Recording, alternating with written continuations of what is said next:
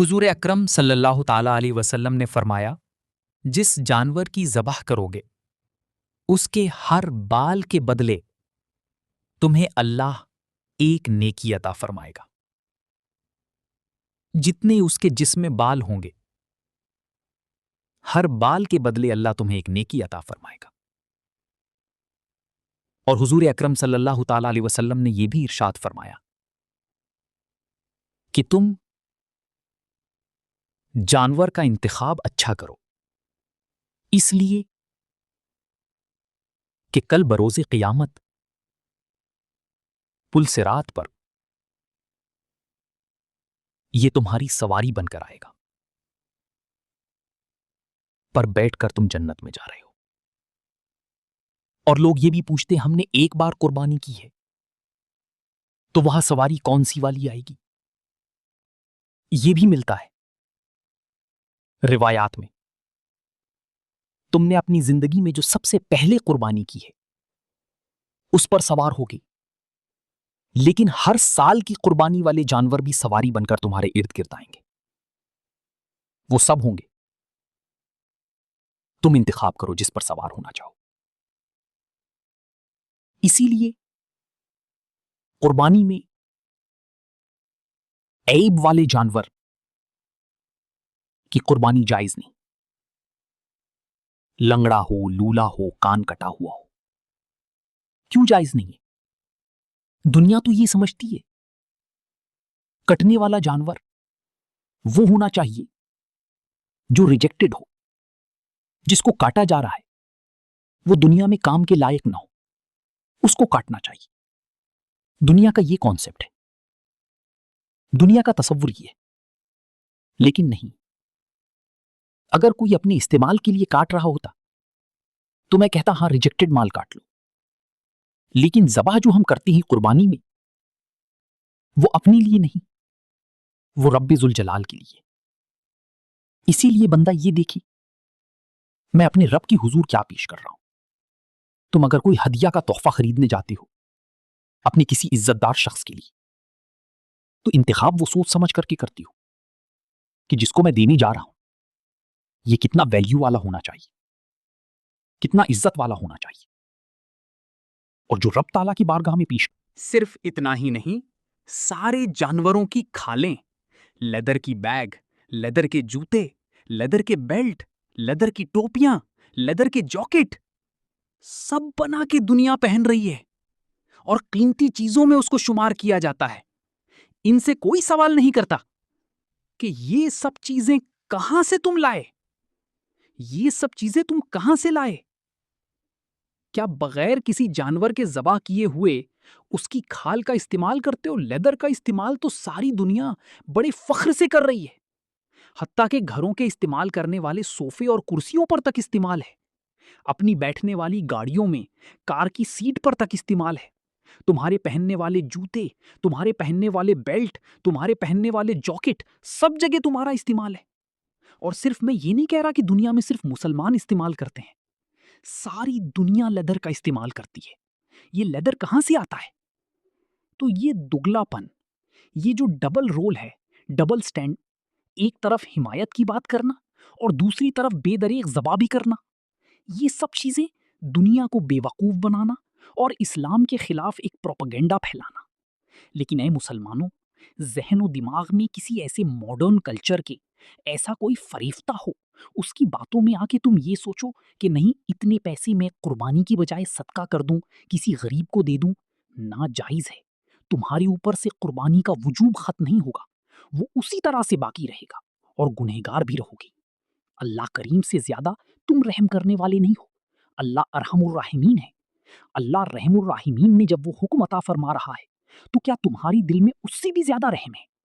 قربانی کے دنوں میں صرف قربانی ہی ہوگی۔ اب کچھ جو چیزیں ایسی ہے پھیلائی گئی، دیکھیے ایک بات میں آپ کو بتاؤں، اللہ کے نبی صلی اللہ تعالی علیہ وسلم رحمت للعالمین ہیں یا نہیں؟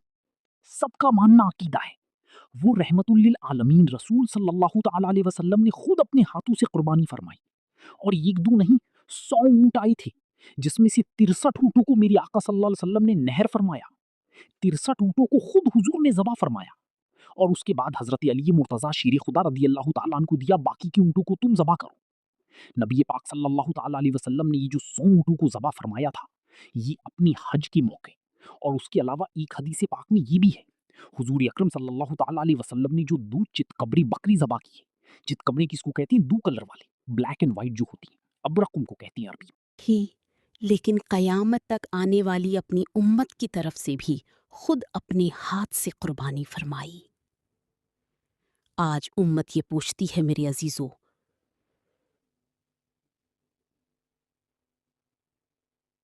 قربانی کے لیے 1400 سال پہلے تمہارے رسول نے تمہاری جانب سے قربانی کی، اور اللہ نے جس کو اطاعت دی، جس کو طاقت دی، میں یہ چاہتا ہوں کہ تمہارے اوپر جو قربانی واجب ہے اپنی قربانی کرو، ساتھ میں ایک اور قربانی میرے مصطفیٰ کی طرف سے، حضور اکرم صلی اللہ علیہ وسلم کی طرف سے، جبکہ ان کے احسان کا بدلہ پوری امت نہیں ادا کر سکتی، لیکن ہم ہدیہ تشکر کے طور پر اپنی طرف سے پیش کر سکتے ہیں۔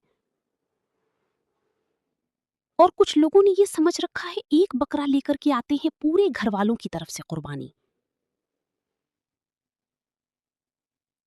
ایک بکرا پورے گھر والوں کی طرف سے قربانی۔ میرے عزیزو، بکرا ایک آدمی کی طرف سے ہی قربان ہوگا۔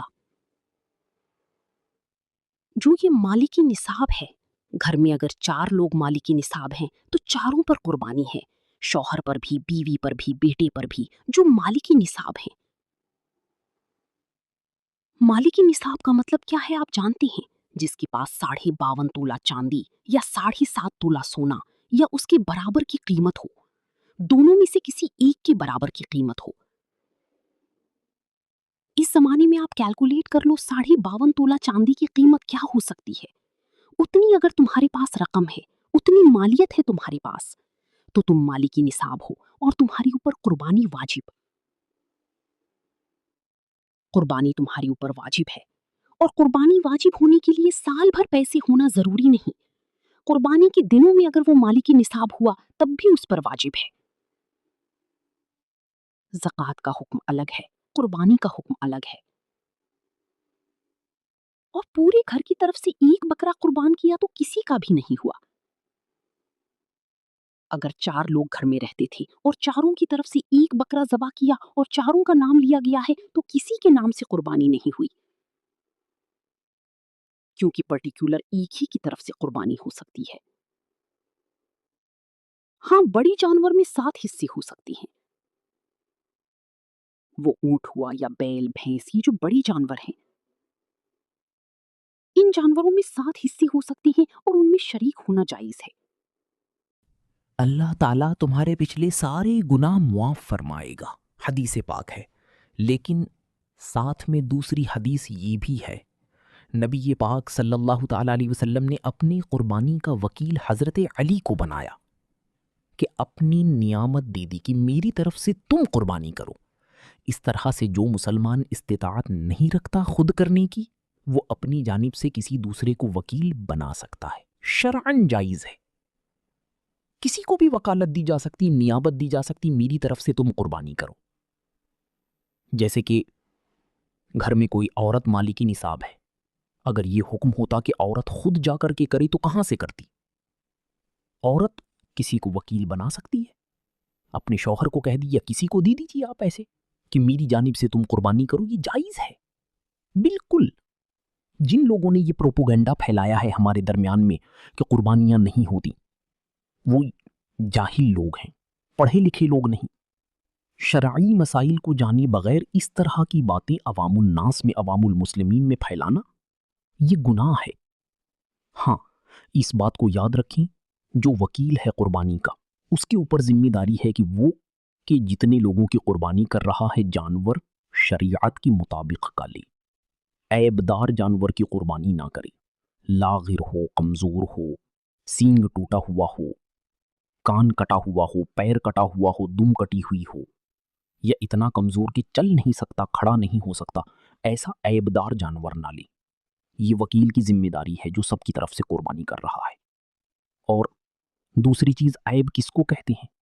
عیب کس کو؟ کان میں اگر سوراخ ہے تو وہ مکروہ ہے، لیکن قربانی ہے اس کی۔